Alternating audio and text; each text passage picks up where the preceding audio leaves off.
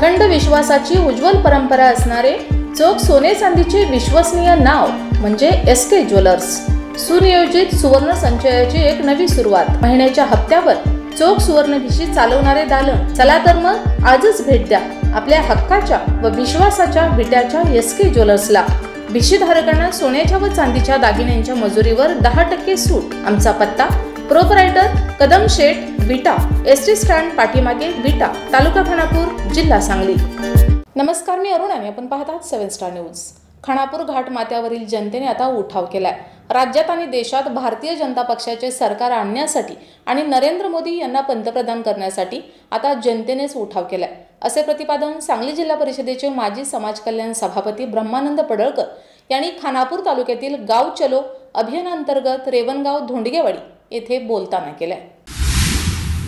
यावेळी भारतीय जनता पक्षाचे महाराष्ट्र प्रदेश उपाध्यक्ष अनुसूचित जाती मोर्चा संदीप तात्या ठोंबरे, सांगली जिल्हा सहकार विभागाचे जिल्हाध्यक्ष दाजीभाऊ पवार, खानापूर तालुका अध्यक्ष ॲडव्होकेट प्रमोद भारते, युवा मोर्चाचे अध्यक्ष उद्योजक सत्यजित पाटील प्रमुख पदाधिकारी उपस्थित होते। यावेळी बोलताना ब्रह्माशेठ पडळकर म्हणाले की आमदार गोपीचंद पडळकर साहेब यांच्या मार्गदर्शनाखाली खानापूर अटपाडी तालुक्यातील गोरगरिबांच्या प्रश्नांना न्याय देण्याची भूमिका घेतली आहे।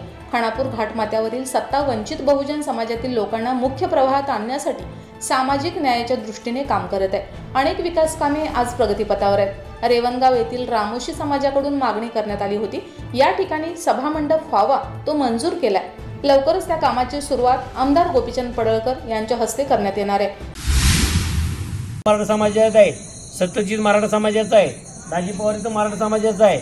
त्यामुळं मराठा समाजाची लोक सुद्धा आता आमदार साहेबांच्या पाठीमागं ताकदीने ठाम उभे आहेत। तुम्ही काळजी करू नका, तुम्ही सुद्धा आता साऱ्याने घट्ट राहिलं पाहिजे की बाबांना आपला कोणता रे ना, आपण त्या माणसाचा आता दुसऱ्याचं वागवायचं आपण बंद करूया। किती दिवस त्यांचं वागवायचं, शिव गेला की तो गेला, तो आपलं नेतृत्व आपण तयार करूया आणि आपला माणूस तयार झाला तर आपल्याला काय नाही। तुम्ही उठलाय ते लगेच कानाला खाडा लावता।